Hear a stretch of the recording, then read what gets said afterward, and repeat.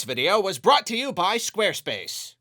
I could. The fact that Nintendo is releasing a new console is exciting. It is. That is the simple reality of it. A more powerful system with new games and all that stuff. It's all very, very cool, and naturally I am very psyched. Especially when the thing gets its full info blowout with all the features and a bunch of crazy game reveals and all that. I have no doubt that the hype train will be running at full steam. We'll all be on cloud 9. It'll be great. I'm not worried about it. But now that the Switch 2 has been officially revealed, I do want to ask the question, was that reveal kind of ruined by all the leaks? I mean, I don't think there's any question that Switch 2 has been the most leaked console in gaming history. Sure, patents informed us of the potential hybrid nature of the Switch, but we still wondered how Nintendo would pull that off. There was still a ton of mystery surrounding the thing before they actually showed it to us. Wii U, same thing. It was more or less confirmed that its hook would be a controller with a touchscreen, but again, we still didn't quite know how that would work. We never set our eyes on it. The Switch 2, though? An endless stream, nay, a flood of hardware specs and pics several months before the reveal. By the end, we had clear images of the system and its Joy-Cons, every port, every detail, every facet, and most new features as a result. We knew precisely how much bigger it would be and how the Joy-Cons would attach magnetically from the sides. We had very good reason to believe a Joy-Con could be used like a computer mouse. There are still more details to be revealed by Nintendo, such as the mysterious C button, but despite their best efforts to hide its existence by blanking it out in the reveal, we already know there's a little C on that button. We have known that fact since last year. Nintendo has a reputation for being very tight-lipped, extremely secretive. But perhaps it's the relatively recent explosion of online gaming discourse and press coverage and even gaming itself, and/or the unprecedented level of interest in Nintendo and its systems and games. But the Switch generation was plagued with leaks. Details on more high-profile games than I can count leaked before their official reveals. Fortunately, in most cases, the specifics were sparse, but you can't say the same about Switch 2, can ya? That thing leaked like a busted faucet. Some may argue that it's our fault for paying attention to the leaks, but they were practically impossible to avoid without literally just staying off the internet entirely, or at least outside of the Nintendo discourse, for like a year. For literally like a year, which would not be realistic. No, for many of us, the leaks were simply unavoidable. So then, can we say that those leaks affected the fun factor of the system's official reveal? At least for people like me and you, the people who keep up with gaming news, who want to stay up to date on all Nintendo happenings. Obviously, there is no one definitive answer, but we can kind of split the question into 3 sub-questions. Did the leaks ruin the reveal for some people? Did they ruin it for enough people to call it a majority, more or less everyone? And, since this is my video, did they ruin it for me? Well, as for the first sub-question, the answer is obviously yes. These things always come with a range of opinions and reactions, and I'm seeing that there are at least a good amount of people who feel that, yeah, all the leaks pretty much did take the wind out of the reveal sails. Forgive the intrusion, but I simply must remind you that this video was brought to you by Squarespace. If you need a website, but you have no experience actually making websites, Squarespace is exactly what you need. That was me. I didn't know nothing, yet it was still so simple. I started with a template, messed around with it using the intuitive editor, and before I knew it, I had a slick-looking site that meets all my needs. Mine's a pretty simple blog-style site, and Squarespace has all these little features that make things easier, like scheduling posts to publish and push to social media automatically. But if your site needs more, there are lots of powerful extensions on offer. You can really do anything here. You can sell stuff, you can host videos, you can offer digital goods to subscribers, and as always, I will mention Squarespace's lovely suite of analytics because I love it. To try out Squarespace for yourself, head to squarespace.com for a free trial. Then when you're ready to launch, head to squarespace.com/Arlo to save 10% off your first website or domain. And now, for today's recommendation, oven sweet potatoes. Tray, parchment paper, Coat them in oil for a tastier skin. $4.25 until they're ooey, gooey, and oh so soft. Butter, salt, walnuts. This is decadent comfort food that feels like a cheat meal, but is jam-packed with essential nutrients. Thanks again to Squarespace. Now, we simply must return to the video.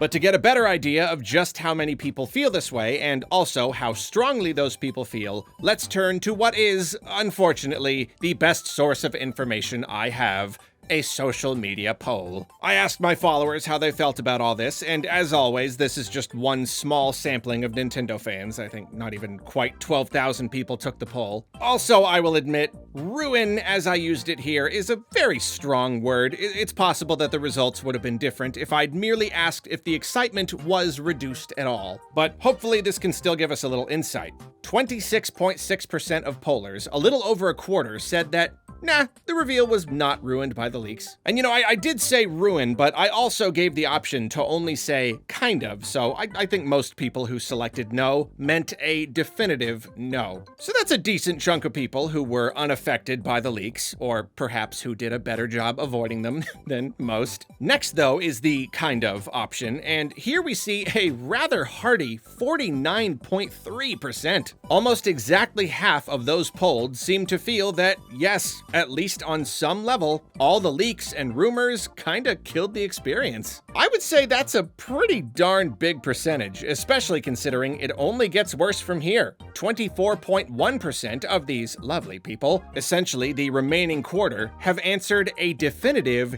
yes.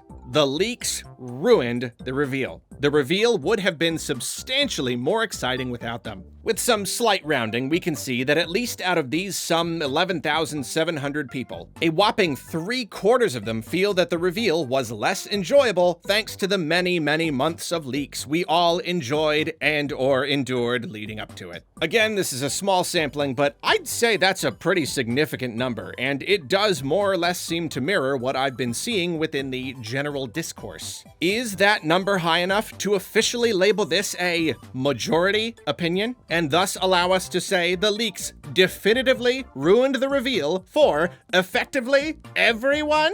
Gotta watch out, I'm gonna sprain my air quoting fingers. Well, obviously, there aren't any rules about this stuff, nor can we accurately measure the opinion of every single Nintendo fan out there. But I do think it's safe to say that maybe even most people experienced significantly less enjoyment from the reveal than they, and indeed Nintendo, wanted. You know, maybe we can't say the whole thing was ruined per se, but this very much was a situation where we went into a reveal already knowing just about everything there was to know, at least as far as the stuff actually revealed by the trailer was concerned. Again, there are obviously still some mysteries, especially when it comes to firmware and UI and whatnot. We still don't know what that darn C button does. But again, we knew about the size and the mouse thing and the sideways attaching Joy-Cons. We literally saw pictures of all this. So much of this was the essence, the identity of the system. I think it was inevitable that having such cursed knowledge would indeed make the official reveal less magical. And you know, this probably wouldn't have felt so pronounced if the system itself was more magical, more interesting, featured some weird new element that blurry pictures couldn't properly communicate. But this is the safest, most normal new console Nintendo has ever produced. Out of all the consoles to be leaked to high heaven, this was an interesting choice. I mean, I suppose we should be thankful that the real magic of a really interesting console wasn't spoiled. That probably would have been a way bigger tragedy. But there's no doubt that this made a relatively plain console feel even more so. The reveal was already gonna feel a little underwhelming to a good chunk of the audience. It was already gonna be that much less exciting. And after the leaks, one might say the reveal felt less like a reveal and more like a simple confirmation. One of the biggest things to come out of it is that content creators finally have official images to use in thumbnails and stuff. You have no idea how hard it was making videos with nothing but our own mock-ups.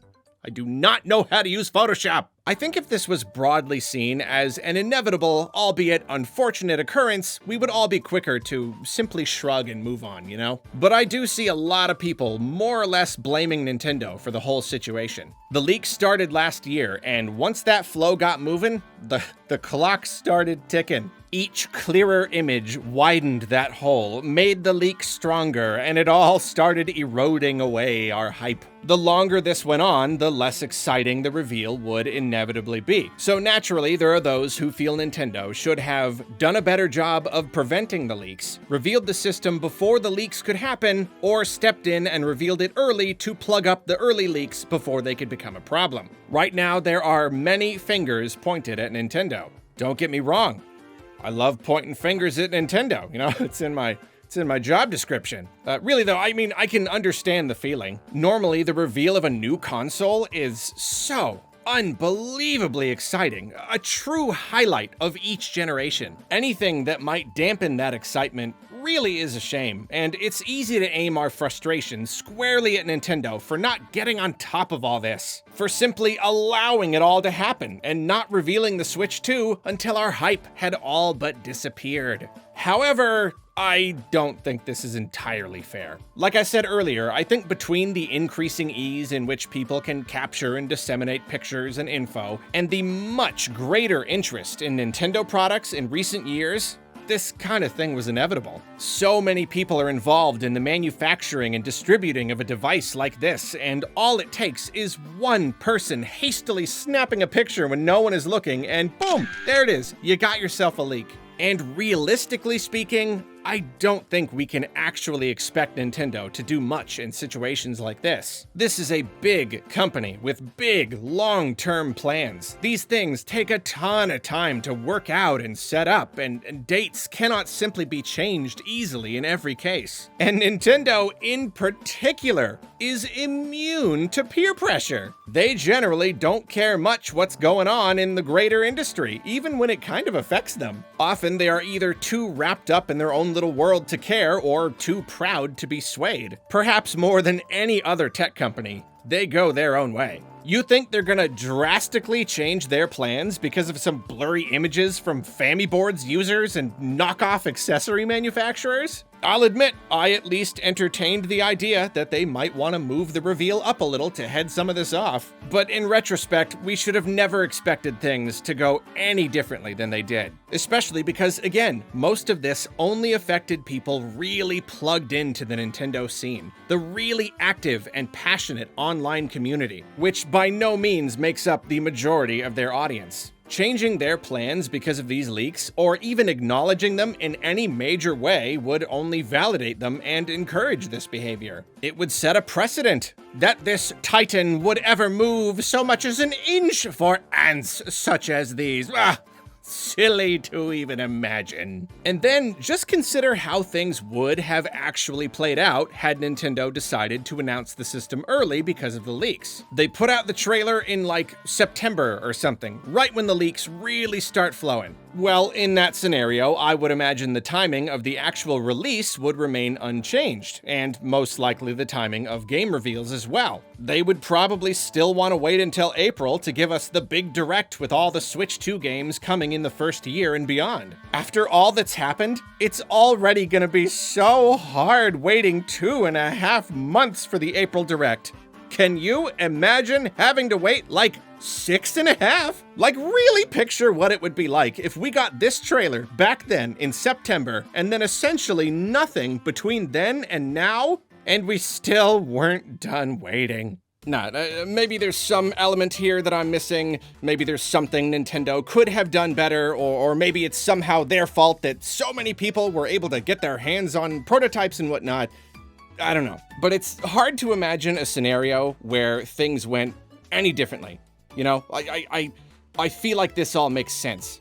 I think this is just a thing that happened because it was bound to happen. And to finally answer the most pressing sub-question of this video's larger question, did the leaks ruin the reveal for me? I mean, yeah. If I'm honest, yeah, at least a bit. I'd consider myself in the kind of camp.